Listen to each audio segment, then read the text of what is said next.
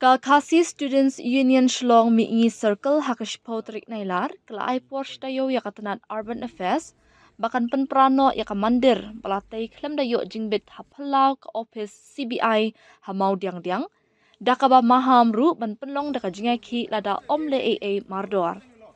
U General Secretary Kaseng u Samuel Karbani ulaong baka kinhun jong Kaseng kalalit yakendu ya u Director katanan Urban Affairs hakas ningkong hakaba katanan kala pentik na baka jingai jingbit kalong tangban shna yak office bat jakasa.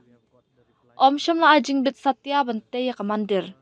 Gilakin tu ya u Director ba un pak penprano yakani jingte babean bat ban pentik na ba om dei Satya ban nyai lat ya ka jing ne plan kabala menjur na du ningkong ong usamla Karbani. Kaseng kala ong bana kalyang u Director lapan borun bishar bnia ya ka kam. Unong alam kaki isu ula ong namar ba kani jaka kadai kabala ai dakatanat Urban Affairs kumta kani kadai ka kamram jongka bakan le AA halor kani.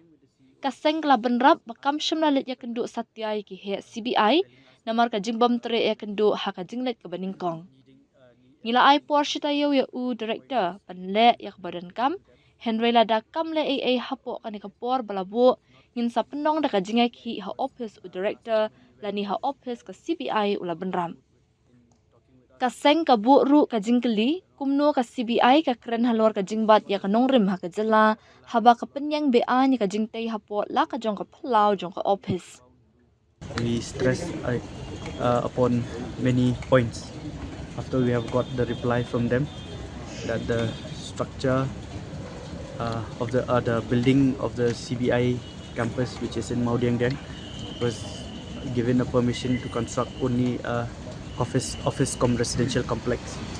So we stress the director that he should demolish point one, he should demolish that structure, and then he should not alter any permission after that. The CEO, while talking with the CEO has asked for an extra time, telling us that he will be needing to go point wise to the issues that we have written to them, especially to the Urban Affairs. We have not written anything to the CBI because last time when we went there, the CBI was not in the mood in talking with us, showing their attitude and all. So after that we got the reply, knowing that the land was allotted by Urban Affairs. So it is our duty bound to pressure the Urban Affairs, knowing that that land was given by the Urban Affairs Department. Since the director has asked for a little bit of time, so we just taking and planning of giving 1 week or 1 week and a half time. But if not, we're going to protest. It might be here, it might be in the CBI office.